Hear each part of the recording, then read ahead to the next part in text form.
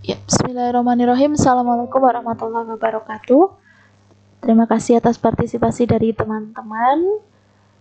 Pada mata kuliah kita hari ini, pertemuan yang kelima, berhubung kemarin saya ada beberapa kegiatan, maka saya padatkan pada minggu ini pertemuan kelima dan pertemuan keenam. Pada pertemuan kelima, kita akan membahas mengenai laporan posisi keuangan dan laporan arus kas. Nah, sebetulnya materi ini sudah pernah kita bahas pada pertemuan kita di mata kuliah pengantar akuntansi. Saya yakin teman-teman sudah memahami itu. Tapi di sini akan saya sampaikan lebih detail mengenai manfaat, kegunaan, kemudian siapa saja pihak-pihak yang diperbolehkan untuk membuat laporan keuangan dan pihak-pihak yang diperbolehkan untuk melihat laporan keuangan itu sendiri. Gitu ya. Jadi sedikit lebih berbeda. Kalau kemarin kita hanya mempraktekkan laporan keuangan itu saja, tapi di sini kita akan lebih mengetahui fungsi dan kegunaan laporan keuangan itu sendiri. Nah, oke. Teman-teman, pokok pembahasan kita pada hari ini adalah mengenai laporan posisi keuangan itu elemennya apa saja. Yang kedua, klasifikasi dalam laporan keuangan itu seperti apa. Yang ketiga adalah format laporan posisi keuangan.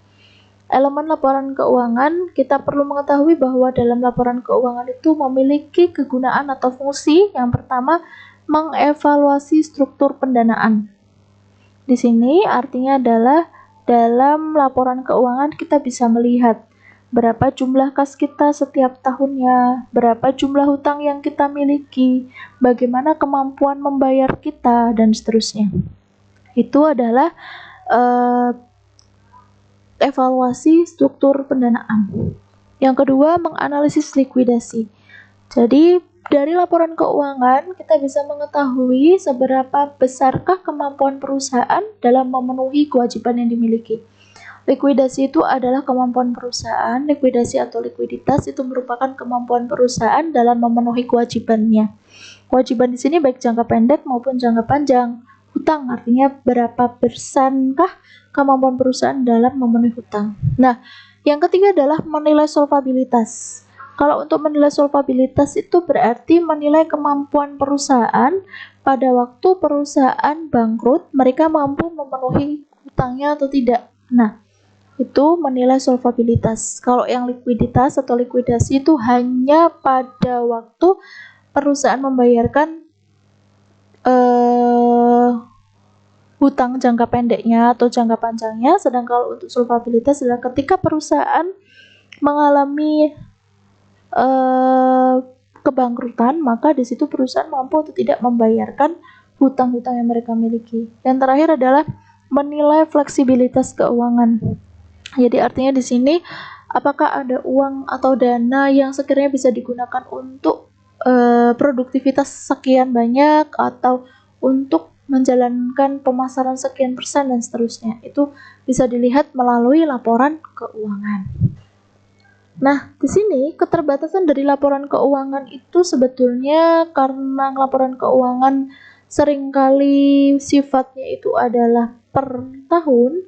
Jadi di sini tidak dapat digunakan atau tidak dapat digunakan sebagai alat pengukur aset. Jadi artinya dari laporan keuangan itu ketika laporan keuangan yang diberikan adalah hanya 1 tahun, maka tidak dapat digunakan sebagai bentuk pengukuran aset. Tuh.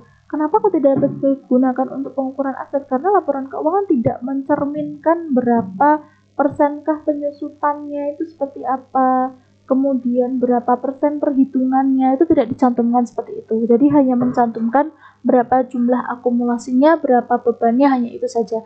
Tapi kalau untuk hitungannya, terperincinya tidak ada, belum ada.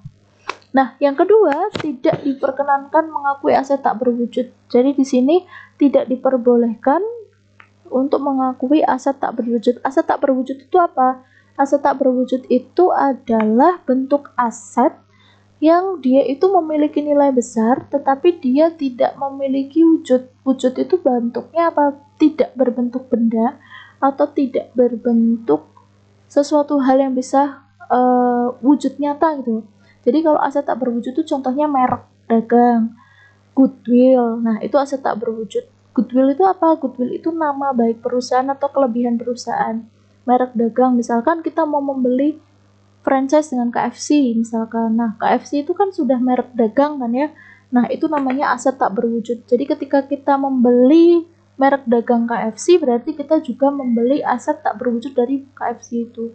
Terus misalkan kita membeli goodwill. Kalau goodwill itu apa? Goodwill itu sebagai contoh, kita mau beli aplikasinya Apple. Apple itu kan memiliki aplikasi yang tidak dimiliki oleh perusahaan yang lain, tidak memiliki aplikasi yang tidak dimiliki oleh bentuk-bentuk smartphone yang lain. Jadi di sini Apple itu memiliki goodwill sendiri. Nah, goodwillnya itu dinilai sangat tinggi gitu. Nah, goodwill ini bisa diperjualbelikan. Tapi dalam laporan keuangan tidak bisa menilai goodwillnya. Maksudnya tidak bisa menilai goodwillnya itu misalkan ada merek dagang gitu ya. Ada merek dagang sekian miliar gitu. Itu tidak bisa dijadikan sebagai pengakuan aset. Jadi merek dagang itu tidak masuk ke dalam pengakuan aset. Itu ya. Jadi tidak diperbolehkan dimasukkan ke dalam pengakuan aset dalam laporan keuangan. Itu. Yang ketiga, ada kalanya laporan keuangan itu menjadi sebuah bentuk laporan yang dibuatnya dengan beberapa rekayasa. Rekayasa itu biasanya perusahaan menghindari pajak. Jadi sehingga nanti laba atau apanya itu biasanya dikurangi. Nah, itu kan rekayasa keuangan itulah yang nantinya justru bisa merugikan perusahaan maupun karyawan yang ada di situ. Sehingga di sini masuk ke dalam salah satu bentuk keterbatasan dari laporan keuangan. Tuh. Sebetulnya rekayasa keuangan ini bisa diantisipasi dengan adanya tim auditor, tapi tidak semua perusahaan itu melibatkan auditor internal maupun eksternal, sehingga untuk rekayasa keuangan itu masih bisa dan masih mudah sangat terjadi. Yang terakhir, penentuan masa manfaat aset tetap dan estimasi kewajiban garansi.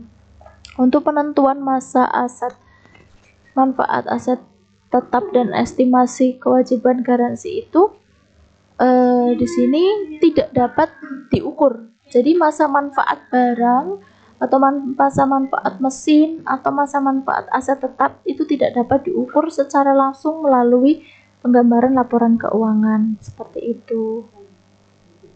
Gitu.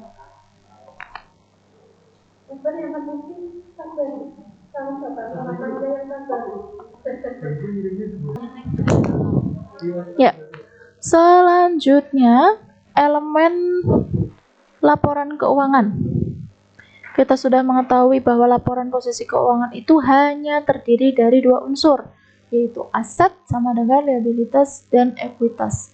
Mengapa demikian? Karena dalam perusahaan itu yang paling banyak digunakan adalah laporan keuangan yang berbentuk neraca. Nah, jadi ini adalah unsur atau rumus yang sangat diperhatikan. Teman-teman sudah tahu dan sudah paham apa maksud dari rumus ini kan ya? Di pengantar akuntansi sudah saya jelaskan, sehingga tidak perlu saya jelaskan lagi. Oke, masuk ke materi yang selanjutnya. Nah, klasifikasi dalam laporan posisi keuangan. Dalam laporan posisi keuangan itu ada yang namanya penyajian. Jadi, laporan keuangan itu harus disajikan atau harus ditampilkan berdasarkan dua jenis ini. Jadi hanya ada dua, aset dan liabilitas. Untuk aset itu hanya ada aset lancar dan aset tidak lancar. Kemudian untuk liabilitas itu ada liabilitas jangka pendek dan jangka panjang. Keduanya harus diklasifikasikan secara terpisah. Itu penyajian laporan keuangan yang sudah terbaru. Mengapa di sini hanya laporan keuangan yang itu saja? Kenapa kok untuk laporan perubahan modal dan sebagainya tidak? Karena pada dasarnya goals utama kita itu adalah neraca, ya kan? Meskipun kita itu sudah membuat laporan keuangan laba rugi, kemudian laporan perubahan modal, itu kan nanti semuanya itu untuk mengisi kolom neraca. Nah, kolom neraca itu untuk melihat keseimbangan antara aset dan liabilitas dalam perusahaan itu seperti apa. Tuh. Nah, ini jenis-jenis laporan keuangan. Ada laba rugi, neraca, perubahan modal, dan arus kas. Itu sudah saya jelaskan laporan keuangan seperti apa kan ya. sehingga teman-teman tidak perlu bingung-bingung dan tidak perlu pusing-pusing lagi. Kalau memang ada yang ingin ditanyakan, silakan bertanya. Mungkin pada waktu itu saya menjelaskan kurang jelas atau itu ya. Oke, saya lanjutkan lagi. Nah, ini informasi umum yang harus ada dalam laporan keuangan minimal ya. Minimal itu dalam laporan keuangan itu harus di dalamnya harus mencakup beberapa hal di bawah ini semua ya. Gitu.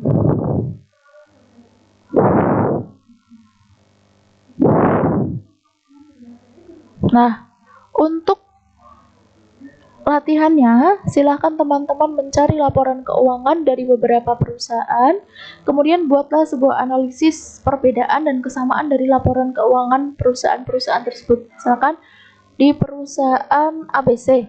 Perusahaan ABC itu ada piutang dagangnya, misalkan ada beberapa jenis, misalkan itu piutang dagang A, B, C, atau piutangnya ada beberapa jenis, ada piutang dagang, piutang wesel, dan piutang ini. Nah, kemudian di perusahaan yang ini hanya ada piutang dagang saja. Nah, itu perbedaannya di situ. Berarti letaknya di situ perbedaannya. Kemudian, oh di sini ada hutang jangka panjang dan jangka pendeknya, berbedanya di letak ininya dan seterusnya. Misal aset tetapnya, aset tetap yang dimiliki oleh perusahaan A itu hanya aset tetap berupa gedung, misalkan, atau hanya kendaraan saja. Kalau perusahaan B ada mesin dan lain-lain, itu masuk ke dalam aset tetap. Seperti itu ya.